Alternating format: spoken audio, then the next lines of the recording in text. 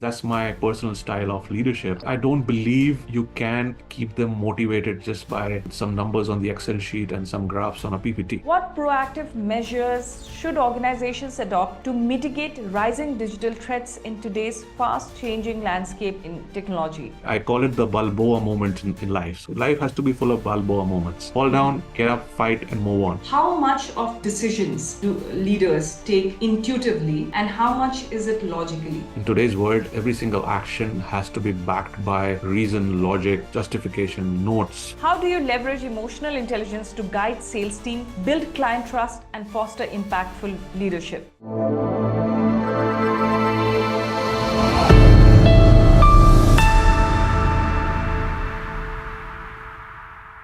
Hi everyone, I'm Mohsinaa Ahmad. Welcome to Boss Talks, where transformative conversations meet actionable insights. In each episode, we have conversations on the intersection of modern leadership, exploring how spirituality shapes decision-making, how sustainability drives innovation, how technology transforms business, and how emotional intelligence powers lasting success. Today, we have Arindam Sengupta, who is a distinguished business leader with over 26 years of industry experience, including 11 years specifically focused on the Middle East, Turkey, and Africa, the META region. Recognized by Forbes as one of the top 100 executives in the Middle East in 2016, Arindam has established himself as a solopreneur and fractional CXO specializing in business expansion. As a fractional sales leader, CGO for companies including RSM Saudi, RSM AE-Tech, Purple Synapse, and others, Arindam excels in connecting businesses with key stakeholders across the meta market. His expertise spans CXO networking, business development, strategic partnership, and brand positioning. Arindam has demonstrated remarkable success in turning around underperforming businesses and establishing new business units throughout the META region. Beyond his technical expertise, he identifies as a servant leader, passionate coach, and digital conversationalist, bringing a wealth of cross-industry experience across retail, CPG, BFSI, public sector, and telecom industries. Hi Arindam, welcome to Boss Talks with me, Mohsinaa Ahmad. So Arindam, with your impressive track record of expanding businesses in the META region and your leadership across various industries, could you share a bit about your journey and what initially sparked your passion for driving digital transformation and sustainable growth? Well, Mohsinaa, my entire career journey has been created out of several transitions, like people jump from one company to the other. It's more about a role change, either a geography change or entirely handling a different set of solutions to grow. I've actually had the fortune of starting off an Indian company here and scaling them up from their first office, their trade license, their first employee, their first customer, everything. At the same time, I have turned around a global MNC who was struggling in terms of their EBITDA and retaining good talent in this region and scale them up. So much so that, even Forbes was kind enough to consider me in their top 100 list during that time. And all this learning had led, because, I started from non-IT, got into IT, then I expanded my learning of IT. I even learned programming because I'm coming from an economics background, and then I did my MBA. So I did a lot of learning about IT infrastructure, partly trained by the various companies I worked for, and partly I sort of invested in myself and took a lot of courses, not to become a so-called IT expert in terms of a software developer or a data center expert or whatever. I had those certifications just to learn or gain more knowledge and insight into the ecosystem that I thrive upon, right? So that's the first thing, non-stop learning, and nobody can know it all in this age that we are today, especially in the business of knowledge, because IT business is basically knowledge business, consulting business is knowledge. So I think learning curve has to be continuous. So I think that's the biggest takeaway that I have. And second is every change is a challenge, and one has to be having an open mind to accept that change. That change may be in terms of the team you're working with, the change may be in terms of the geography that you've been operating upon. Like I'd moved from in India, I moved in multiple geographies, then I was moved to Middle East, partly also Africa. And one has to be open in terms of accepting this change. Whether it's a new team, you cannot not say sort of crib and cry about that, I had a great team, the bonding was great. Try and see how do you build it again from a scratch, from wherever you're starting that change. I think that's, I suppose, two of the key things. Open to change, be absolutely like a sponge and absorb. And second thing is, of course, in terms of learning, one has to continuously learn. When did you realize that you are going ahead with this kind of a transition, as in from all the work that you have done as the qualifications, according to the qualifications that you took up, and now helping businesses to be better? Was there a turning point in your life and you said yes? It was. So my last form of pure play employment, as they say, was with a company which is going through a major restructuring. All the roles and, everything was changing, right? And that's the time when, we were also assigned, all the senior leaders in that company were also assigned with career coaches. So we were discussing seriously. I took it very seriously. And I attribute a lot of this accepting this time of the change that I did because, I was turning 50 that year in 2022. The world was just emerging out of COVID. They were still struggling with the Omicron variant and whatnot. I had COVID beginning of the year. So there were too many things going on. So for the first time, I was a bit sort of confused in what has to be the next step. Do I get into one more job, as they say? What happens is once you're very, very senior, naturally, there are only a few roles available. And out of those few roles, it has to be the right one for you as well as for the company who is employing you. And in the meanwhile, several, startups or mid-sized small companies who want to expand into the global market, they were in touch with me either through a network of well-wishers and friends that I have across the globe or via LinkedIn straight away. I mean, I don't even know them and they're approaching me via LinkedIn, looking at my profile that, we need help, but we cannot sort of employ you full time. So when I discussed with my coach, is there a model? And she said, yes, in West, there is an established model where very senior profiles such as mine become sort of fractional CXOs for such mid-sized companies as well as startups and help them scale, because they may have a great product or a solution or a service, but maybe they're not able to scale because they cannot tell their story or are missing something in the strategy, where again, you come with that experience across the globe with some of the best companies. Second is for a lot of startups, they are like, I would say fantastic scientist type of people, but, they're not able to tell their story well. So how are you helping them with that storytelling and help them connecting the dots across, creating channels, going out to the market, creating the campaigns and being there in the market? So this suddenly again started exciting me. And initially, I'll be honest with you, it was more of an experiment I was trying to do. Then one company, then came another company, and then now I'm heading an entire portfolio of such companies, which I'm helping them grow. I call it business expansion as a service is what I provide to them. Arindam, you're a mentor and a coach. How do you leverage emotional intelligence to guide sales team, build client trust, and foster impactful leadership?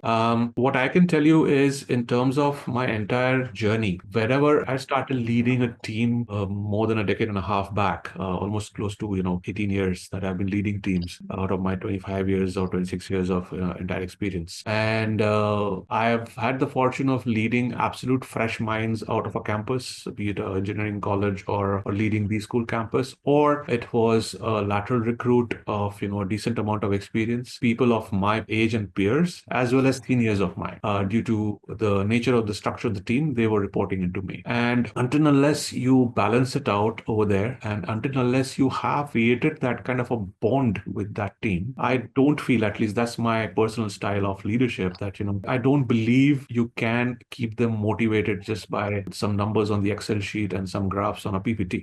So how do you sort of, a sales guy's job or a salesperson's job is always associated with a number. So the pressure is huge. Okay. So first of all, how do you create a work atmosphere which is not toxic, which is very, very important. Second is, how do you help them learn and grow? How do you constantly throw them into challenges and allow them to fail? Because, there is nobody who's perfect. Any leader who has now become successful in his or her career has obviously failed and obviously has learned from it. If he or she has not learned from it, then that person cannot grow beyond a point. It's impossible to do that. So that's why you should allow the same with your team and allow them to apply their internal leadership, and that's why I think emotional intelligence and the EQ part is very important to gauge while you're working with your team. And how do you instill it and how do you bring it out? Sometimes, it is not only that, you're like a class monitor who is just, or a class teacher who is just trying to govern and trying to, say that this is right and this is wrong. Be with them. Also know them personally. It's very, very important. What's going on? So just don't say that, inside the office, everything is very robotic. Be the human. Be a human leader and be that human who understands another human and is empathetic towards it. So empathy is very, very important. And I'm not trying to say that you have to be overtly lovey-dovey or mushy with them. But at the end of the day, if you are, like they say in the army, you are the commanding officer of your unit, right? So over there, if you see even in the army, even the wife assumes the responsibility, the leadership of taking care of the family. So that's how the bonding happens. That's how the team gets stronger. So unless you do that, unless you emotionally connect, unless you know that, what is that team member's favorite color, favorite actor, favorite singer, so on and so forth, that means you don't know that person. You just know that person as a number, which is very wrong. So emotional intelligence and emotional quotient are very, very important to build a very robust and resilient self-esteem. Arindam, drawing from your expertise in cybersecurity and governance, what proactive measures should organizations adopt to mitigate rising digital threats in today's fast-changing landscape in technology? I think it's very important that, perhaps all the companies, small, medium, large, they have invested fairly in terms of based on their priorities, in terms of cybersecurity controls, they appoint cybersecurity auditors, do the vulnerability scans, so on and so forth. If they're not doing, then definitely they have to do it immediately. Those are the basic hygiene factors. Now, coming back to the hygiene factor, what is most key out here is the awareness. And awareness comes from people. There is a larger part of the organization who may not be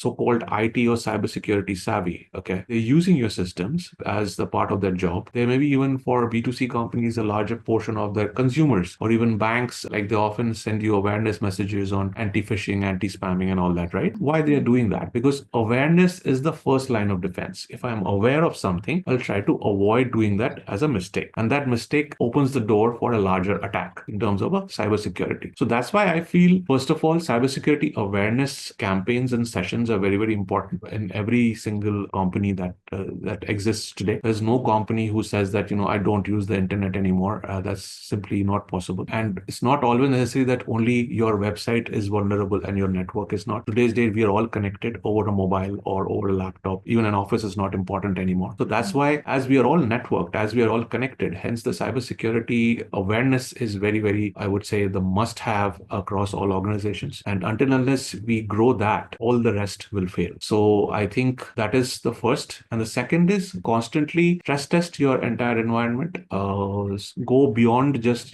penetration tests, run tabletop exercises for simulated attacks, sort of a breach and attack simulation. See how resilient you are from both sides, from the cybersecurity control side to the technology side, as well as the people side. Say, for instance, I have a very elaborate cybersecurity team in-house, as well as I do cybersecurity monitoring outsourced. Now, if you sort of simulate an attack, are these teams equipped enough to face it? Are you testing that as well? So it's very, very important that you stress test from time to time, both the controls as well as the people. So I think these two aspects of it are, in my opinion, very, very important. Other than the standards, controls in terms of the various technology investments, be it cloud security, be it application security, identity access management, all of them are very, very important. Yes, but those are important once they are being put to use, and the people who are behind it, they know why they are for. That's why, people aspect of it again in cybersecurity is very, very important.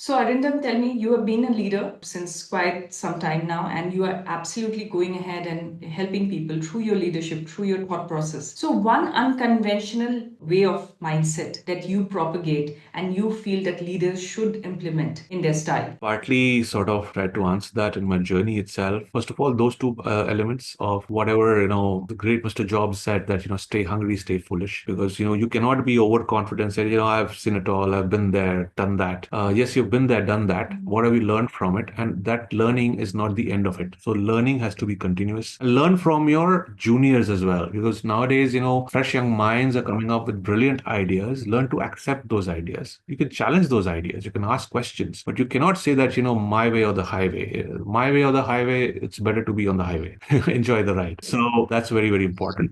Second is, be open, absolutely open to a new challenge and new change. And when I mean by that currently there are so many career options opening up. Say, for instance, if people are saying AI is going to eat up all my jobs, there may be 5 more jobs opening up in parallel. Say, even during the Industrial Revolution when the machines came, people said we'll be jobless. But are we jobless? We are not. There are so many new jobs that came out, and machines were doing something maybe we as humans were not meant to do it anymore. So it's a part of the evolution. Accepting change is very, very important. And how do you do, or what do you do out of it, is very, very important. And of course, I believe in all our lives, no matter how successful a leader you are, there will be failures. So don't be afraid to fall down. I'm a movie buff. So one of my favorite movies is on boxing. It's called Rocky. So there the hero often says that, it's not important how hard you hit. Okay. It's important that each time you get hit hard, how soon can you get up and fight back? I call it the Balboa moment in life. So the hero's name was Rocky Balboa. So life has to be full of Balboa moments. Fall down, get up, fight, and move on. That's very, very important. So I think these three things is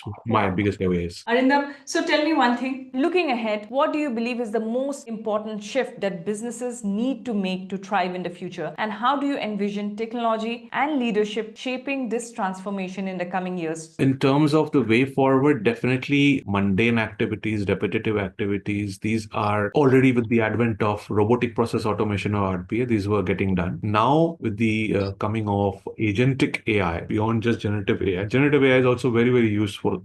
Say, for instance, they are saying everybody's plagiarizing, copying, answering on behalf of students, whatever. But, it also gives a clear audit trail. If I just copy paste from the student's answer and on ChatGPT will say, yes, it's my answer, not the student's answer. So it's very easy to say that whether somebody's copied or not. So it's clear audit trail, right? But what one misses out, the same tool can be utilized. Say, for instance, a lot of students have a major challenge, especially in largely populated countries, such as the countries we belong in, like India. Private tuition becomes very important because there's so many students are there in one class. So one teacher cannot give so much of attention individually. And, the load of studies is so much. So maybe, if a generative AI becomes a buddy to the student, the generative AI naturally learns much faster and can become a friend to that person or that student, that kid. And that kid can learn, maybe in a much more interactive manner without the fear of, there's a teacher or somebody you'll sort of, give like, a rap on the head. And so it's more like a friend, which is on the virtual world, helping them study. And again, generative AI put to good use. We only try to say that things are going wrong with it. Similarly, with agentic AI, I think, even RPA will go out of the window very soon. It will be something what happened when mobile came and I believe pagers went away. Once agentic AI comes, so much of, processes for which though we are using multiple applications, those applications needs to work with each other, integrate with each other. So much of the work that we do on a daily basis, we have to go into so many applications and get it done. Or if we want everything, say for instance, I want a single snapshot as a leader that, which touches upon my Salesforce automation application, which talks to my backend accounting applications and talks to everything and gives me one single, view of how maybe my company is performing, what are the sales numbers, what are my meetings, my calendar, everything. And in a very simple chatty manner, I can just ask that, what is this? And can you set it up? Can you set up my next meeting? And that's it. So as a leader, my bandwidth is not getting choked with all these transactional elements anymore. So this is a virtual assistant, which is doing all the job beyond what maybe a human secretary can do. And yes, you may raise the question that then what happens to the secretary? The secretary obviously will have to look into some alternative jobs, which surely are going to come up. So I think these two are going to majorly shape up the future. The education industry, how they apply AI, and agentic AI will revolutionize a lot of, daily transactions and the workspaces. All right. So Arindam, tell me 3 things when you take up a new project or a new business for its transformation. So 3 of the gaps that you see and what are the questions that you ask the business? First of all, I ask is what is their North Star? What is their ambition? What do they want to become in the next 3 years? It's not always that, I'm a $10 million company, I become a $100 million company. Very important, yes. But to become that $100 million, what is it that you are willing to do, right? And is it just a $100 million company, or I want to become, say, for instance, I want to become, I want to contribute to the global carbon footprint by doing XYZ, or I'm trying to protect so many companies, by leveraging AI. So there are so many, ways of the way the leaders of that company envisage the future. Okay. Second thing, I've tried to see what is the uniqueness. They may be, in the first instance, they may sound that you're just one more Me Too product or a service. But once you delve deeper, you can find out what is so unique about their proposition, what is so unique about their offering or their service or their solution itself. And third thing, which is very important to me personally, and that is a topic you touched upon earlier also, I look at the emotional connect, the vibe. It's very difficult to define that or capture that in a box, but that vibe is very important, because end of the day, people work with people and not with company. So until unless I get the vibe right, I don't really jump onto it. Those are the three things. So, Arindam, you tell me one thing, because you spoke about vibe, you spoke about that emotional connect. How much of decisions do leaders take intuitively, and how much is it logically? I guess it has to be a balance. So one cannot say that I take everything intuitively and just because I had a gut feel. Because, in today's world, every single action has to be backed by reason, logic, justification, notes, So the intuitive decision is also basically, if you really look into it, is backed by years of experience, understanding of the situation, knowledge of that industry, which is leading to that leader by saying, okay, now is the point where I take the veto decision. This is it. So then, what happens is, if somebody asks later and the leader has to own it up, the leader has to say, it's my decision. I agreed you guys had a different opinion, but in my opinion, I said, let's go for it. It will be the good for all kind of a decision, and has to stand by it and has to ensure that decision is meeting its success criteria. Okay. Now, most important part is what? Two. One is the intuitive decision also is necessarily backed up by experience and knowledge and understanding of the situation. B is ownership. That leader has to own it up. After taking a decision, he cannot or she cannot hide behind it by saying, no, that happened. It was, I suddenly took a whatever. You have to own it up. Sometimes some things may fail, like I said earlier, but you have to see how you turn things around. Or else, if you firmly believe this is the right decision, ensure the decision is executed to the way that it sees success. That ownership is very important. So you have seen those transitions in your life. You have seen those lowdowns in your life, like you mentioned about COVID as well. Tell me one thing, what keeps you going? What is your spiritual practice or the rituals that you follow which keeps you going and keeps you rooted even after the successes or the ups and downs that you have seen in your life? I think, wisdom comes over time, I believe. Some very rare individuals are fortunate enough to have it in their DNA, right, in the early, programmed to become very, very wise and mature. But I believe, like I said, staying hungry, staying foolish is important. So as you go on the way, you fall, you get up, that, on that path, if I go again, I may fall again. So be more cautious. But that doesn't stop you from exploring new paths, right? So two things are very important to keep yourself motivated. Okay. At least that's what I do in my personal life. I'm sure many others may also find it useful. One is, a healthy body is the home of a healthy mind. So first of all, very simple. It's not that, whoever goes to the gym or jogs for an hour, fantastic. Even if you don't want to do it or you're not up for it, first thing in the morning,